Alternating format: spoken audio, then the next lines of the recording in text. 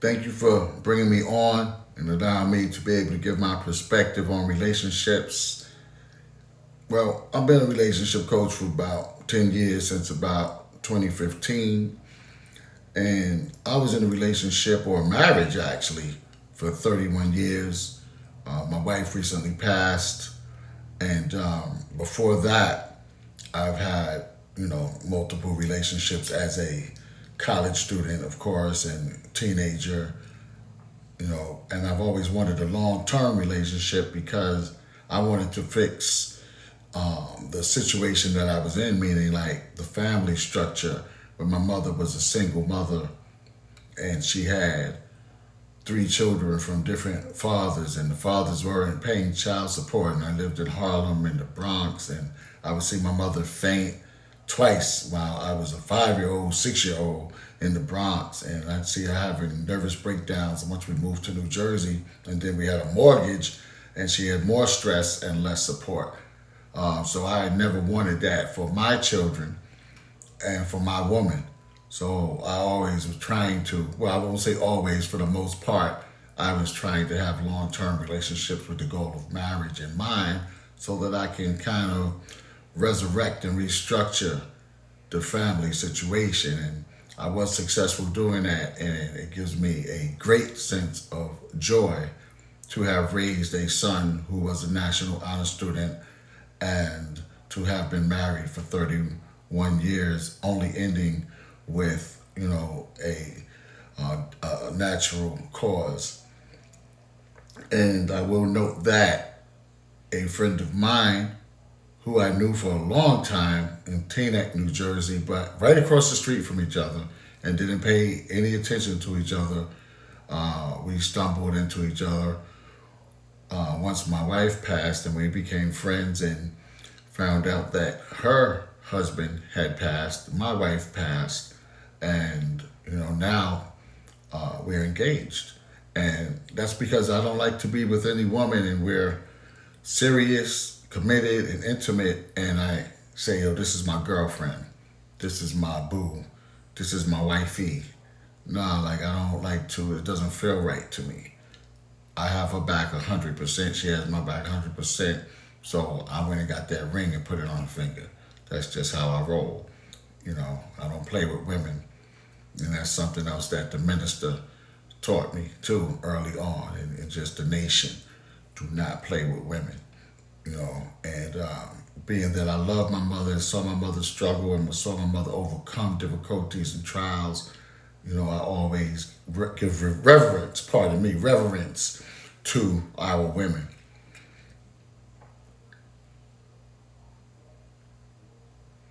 Well, a lot of people today, they just have it all wrong when it comes to relationships.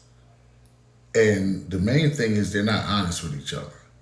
So it's not about, act like a woman, think like a man. No, be a woman and let the man be a man. But also, people don't know what a man is or a woman is.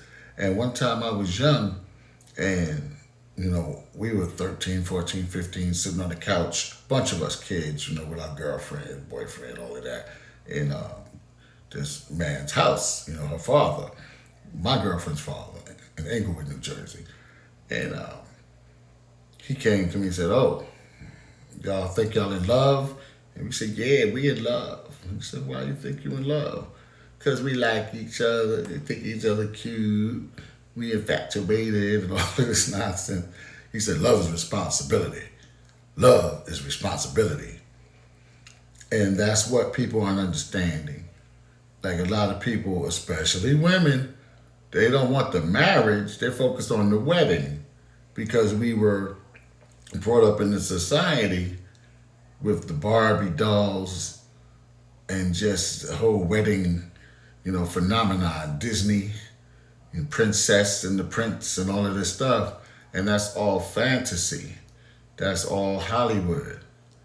So I've seen people pay 30, 40, $50,000 for weddings and not last but a couple months or a year because you had the wrong approach. They had the wrong approach. They had the wrong understanding. Because after the wedding and after the honeymoon period is over, the bills come, the children come, the in laws are around. Who is going to do what?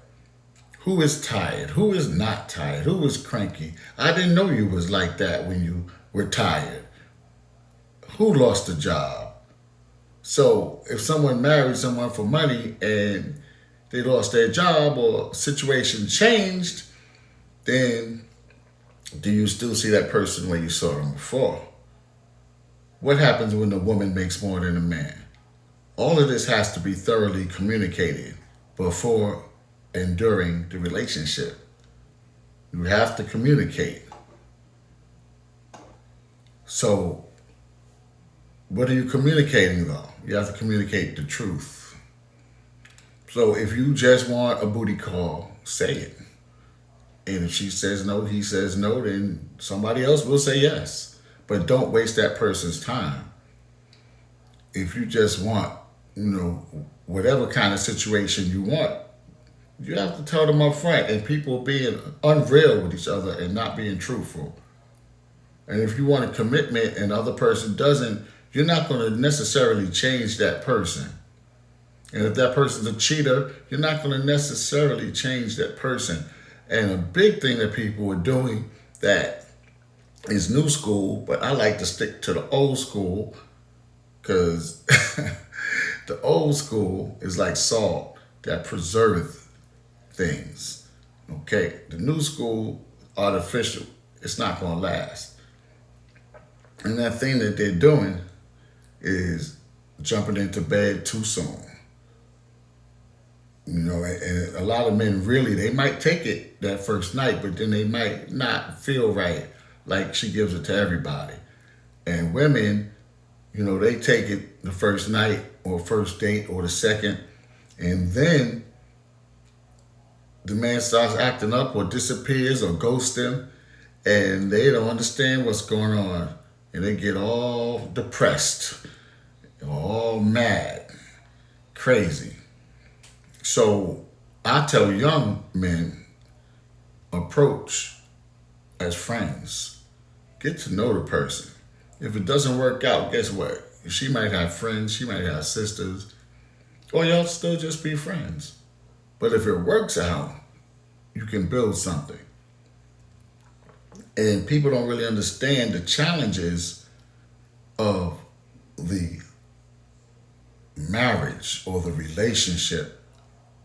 Every day is real. If you're already struggling by yourself in life, because life always presents itself with challenges and obstacles, she is already struggling with life, the other person, in any party. You're both individually struggling. So now when you get together, it has to be the art of struggle. You have to know what you're in for. And in the Black community, we're dealing with post-traumatic slavery syndrome. Both people have to know that it is post-traumatic slavery syndrome, that we have family trauma, personal trauma, community trauma, oppression, racism. So you both have to understand what you're dealing with. And when you come home out of that war that you were once in, whether it's from going to school, going to work, whatever the situation might be, when you get home, that's supposed to be your temple, your solace, your place of peace. And yes, you say, how was your day, baby? How was your day? And let the person vent and give them some encouragement and some advice, right? But then enjoy yourselves and give yourselves time together or separately to get yourself together. Like I will cook in a moment. I will clean in a minute. If I see my lady is tired, I will cook, clean, order food, whatever we have to do. I'm not going to expect her to just, be a robot. If she don't feel good, she don't feel good. So we got to give each other that time and that space, So, yeah, listening to all these people that don't have experience in relationships and marriages in terms of long-term experience. They don't know what they're doing. They're microwave. If you can't last a couple years, 5 years, 10 years, and if you're listening to that person that never really had a good relationship, they have a philosophy, they have some biases and prejudices, but no, they're not the ones to listen to because they haven't been able to survive what I call the emotional roller coaster ride. The gender war in our community, again, is because we don't understand post traumatic slavery syndrome. We don't understand that we are dealing with generational trauma individually and collectively. And then we're listening to the media, and the media is controlled by people outside of our community. There was a time when we really had a community, and that community had checks and balances, just like the streets have codes of the streets. You had to go see the young lady's father, and the young lady would come over your house, and the hens and the big mama and the aunties and the sisters would check her out too. Say, this one might not be good for you, or this one is a good choice. So we had checks and balances, and we knew roles, and that's what I say now. This is 2025. So everybody says, okay, we're in modern times. So you don't have to have the roles you had 30, 40, 50 years ago, but you can clearly define roles through communicating with each other. And therefore, there won't be a gender war. Like, personally, I don't mind if a woman makes more money than me. There's been times when my woman made more than me, and there's been times I made more than her. But most of the time, my woman made more than me.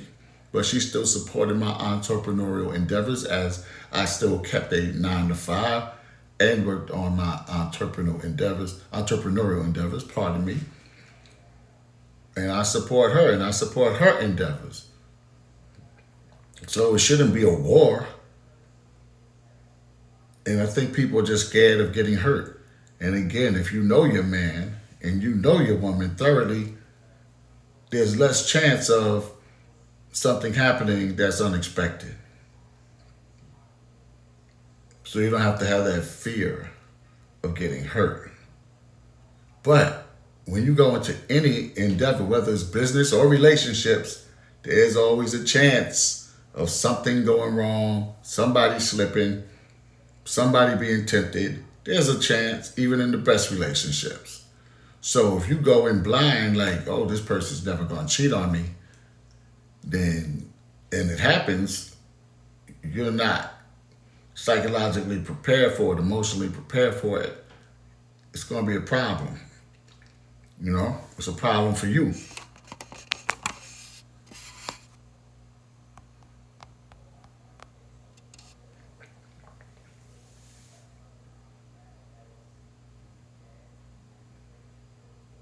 So, right, the gender war doesn't make any sense, but people have grown up now on reality TV. And before that, we even grew up on soap operas, where there's always going to be negative tension. Even a lot of the so-called black films, there's usually the black man looks bad, somebody's cheating on somebody, somebody's not paying the child support, somebody's going outside the race, and somebody's mad because of it. And these things are being embedded in our heads. But what it really boils down to is, do I have the right ride or die to death do us part? Do I have the right person that understands their spirituality, my spirituality, the situation we are in our environment, in the home, locally, community, state, country, and world? Do we understand the role and our part to play in this? And where's God in this? So the gender war If you see somebody or speak to somebody that's into that and they can't get that out their heads while you're dating or getting to know them, they may have to go. Because we can't start a relationship with all of these idiosyncrasies in our minds, all these antics. Here's the solution that people don't want to deal with. I already mentioned a man and a woman both have to be responsible, and that is economically and truthfully being honest with each other. But bigger than that, what people don't want to deal with is, are you really spiritual? Spirituality is key. Faith, belief in the higher power, no matter what the name you want to call the higher power is. You have to have faith and belief, because believe me, like Diana Ross said, Tommy Rod, the road turns. The road gonna turn. There's gonna be obstacles. There's gonna be crossroad situations. There's gonna be challenges, trials, and tribulations. I wish I could say it's gonna be beautiful with no problems all the way through, but that is not true. If it's not true in your personal reality, it's not gonna be true when you bring another person into your reality. It's gonna double. Then with children and family, it's going to quadruple and beyond. So the solution is peace. My wife for 31 years and my fiance now. Number one, I look for peace. If you look like you're going to be drama from the door, I can't see you no more. Peace. So peace is when you come in that door from the world. But even if you're in the world, you're not of the world, as our brother, the Christ, said, right? So peace is like, yo, if you don't feel good today, let me know. I'll leave you alone until you're ready, and vice versa. But again, the spirituality is to both know that we have to maintain peace in a crazy world, in the matrix. We got to maintain Hetep in the Babylon system. We got to maintain Salam in the stinking dunya. We have to maintain Nirvana in this illusionary world. Namaste. We should be praying. We should be meditating daily, collectively and individually. We should be reading. We should be doing whatever brings us back to our original soulful position, whether it's yoga, whether it's exercising, taking herbal baths, whatever you do that brings you to that peace. That's what you have to do. And we have to always make sure we stay balanced. When you are in a fight and you lose balance, that's when the opposition moves in to make sure you fall. They take advantage of the balance, the imbalance rather. The opposition will take care of or advantage of the imbalance. So our whole focus is really on like, yo, we got to stay balanced. We got to talk sweet to each other. We can't just say we love each other. It has to be actions, you know? And men have to stop hitting women. And men have to stop molesting children. And some women do that too, but a lot of our men are very guilty of that. If you already have a woman, there's no reason for you to put it anywhere else. Just talk to her about your situation. If you want more, she probably wants more. And if she doesn't, it's because you're probably doing something wrong and she don't feel like dealing with you. So that's where communication comes in again. But basically, the solution is spirituality. So if you find somebody without spirituality, and I don't mean religion, because anybody could put on a funny hat and have a book in their hand a talk the talk, whether it's Assalamu alaikum, Rahmatullah, or it's Jesus is my Lord and Savior, or Hetep, or whatever. All of that means nothing if it's not in action, put into practice. How to stay together. It's communication. And here's the big word. It is, what's the word I'm looking for here? Unconditional love. Unconditional love. You're not going to give somebody something and then say, remember when I did that for you? All these things I did for you, but now you're going to act like this. You wasn't supposed to give it to them with conditions. You were supposed to give it out your heart, not expecting anything in return. Selflessness. We have to be selfless with each other. Love her, love him with all your heart and mind, and give your best. Don't worry about how this thing gonna end up. If you did your best, the blood is off your hands. You are free to do whatever you want and go wherever you want. If they did not appreciate you giving 110%, I give 110, 120%, as long as I carve out some time for myself to make sure I'm balanced. So staying together also is making sure, as a elder lady had told me once, and it definitely works, you have to take vacations.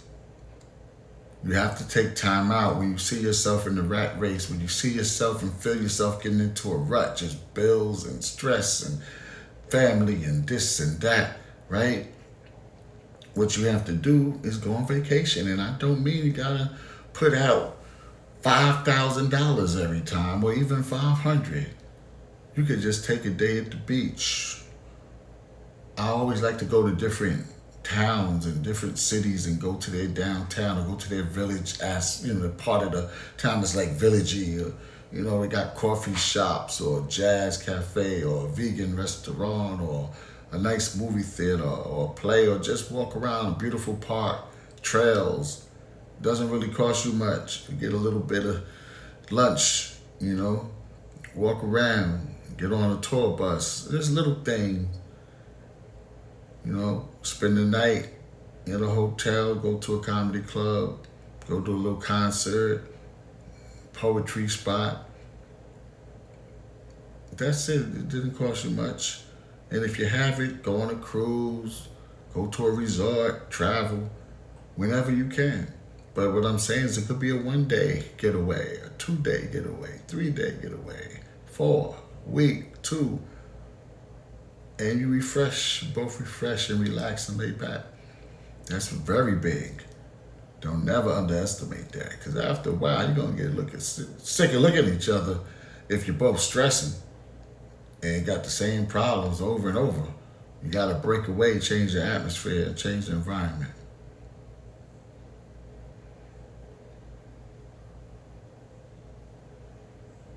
Timing. I think it's always about timing. But what I have to say to that is, like I was saying before, well, I didn't really say this part yet. Let me come back, rewind, come back, rewind. Anytime, talking about timing, anytime you're looking for someone or not looking for them, but you really are, that person appears in your life, here comes the spirituality again. That person is from God. That's how I see it. If you put on open your third eye, put on your spiritual hat, open your first eye, however you want to look at it, right? God put somebody right in front of you, and you take them for granted, or you don't even see that person is right in front of you, or you're living with that person and you forgot the magic that you had at the beginning. I call that the butterflies. When you had butterflies, you got to bring back the butterflies. So the timing is right. The person's in front of you on time, but are you on time with your understanding that that person is sent to you?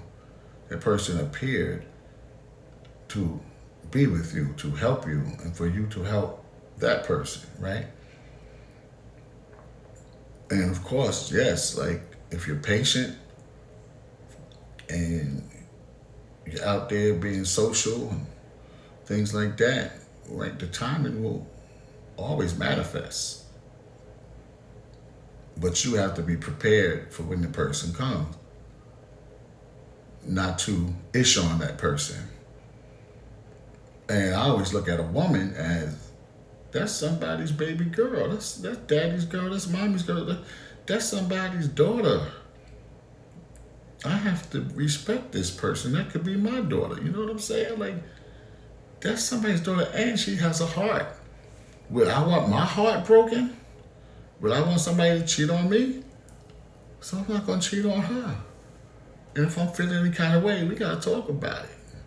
If I'm feeling like I'm being neglected or I'm being ignored, we gotta talk. Now, if she doesn't want to talk, then I might have to walk. Because for me, communication is primary. Because we're really becoming one. We're best friends. Like I mentioned before about being friends, y'all gotta be friends, man. You know? You gotta be best friends. Y'all gotta like being with each other. But I'm just saying, when things get down, that's when the spirituality has to kick in high. And if you haven't been practicing it all the time, like, you know, God ain't around or something, we just getting this money and this sex on, and then things go bad, y'all ain't even used to saying, oh, there's God around. Let's get back to you know. Y'all just think it's all on a material, mundane level, and there's deeper levels than that out here. So never put God out the equation. Like God, the God doesn't exist.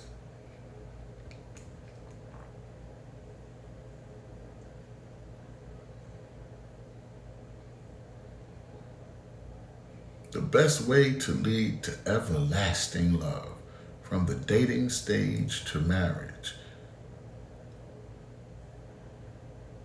Okay, well, it's me and you one on one against the world.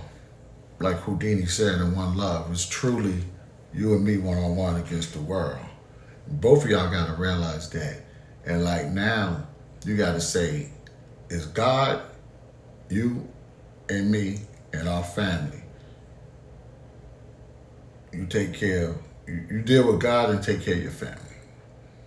First. Everything else, everybody else gotta fall back and respect your cipher. Don't try to penetrate your cipher or your aura. Not mother, not father, not in-laws, nobody. At this time, when you two are together and doing good,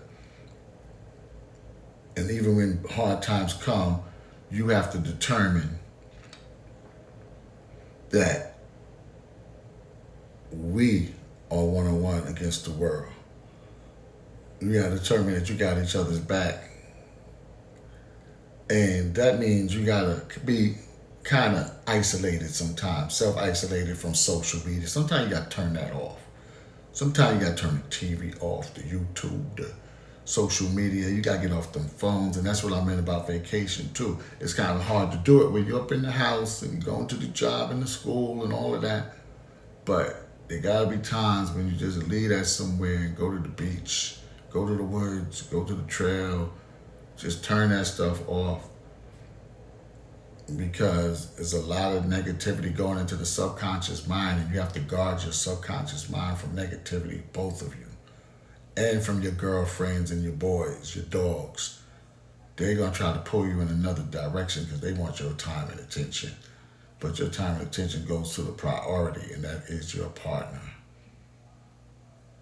Because once they pull y'all apart and you do something stupid, it's over. Never gonna be back, right? You know, so everlasting love is being best friends, and best friends being communicate And when the obstacles come, look at the spiritual things that you can do and make sure you're happy. I watch a lot of comedy. We watch a lot of comedy. We do a lot of visualization, a lot of apologizing. Don't point the finger at the other person all the time. Like a pastor friend of mine, Victorian Brown, said, apologize even if you don't think you was wrong. So that's that unconditional love. It's not about me against you. That's what I would, tell women in my relationships. I'm not your enemy. It's not you against me. It's not me against you. It's us together.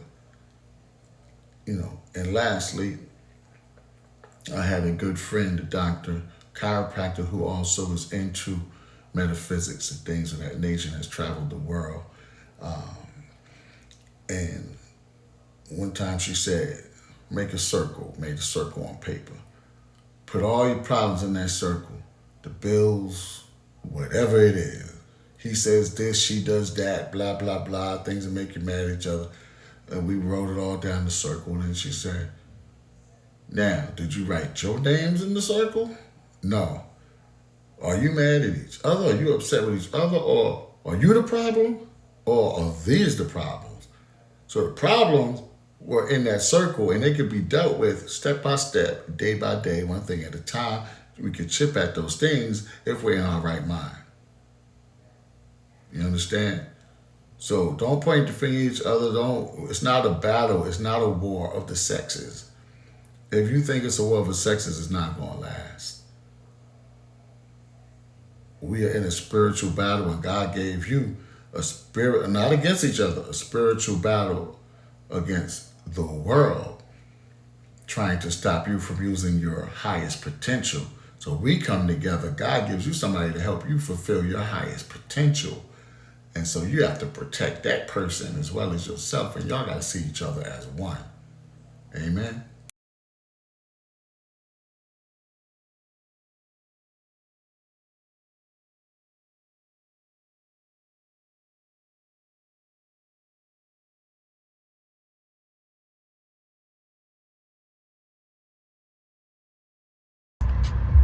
Hey, we get quick test.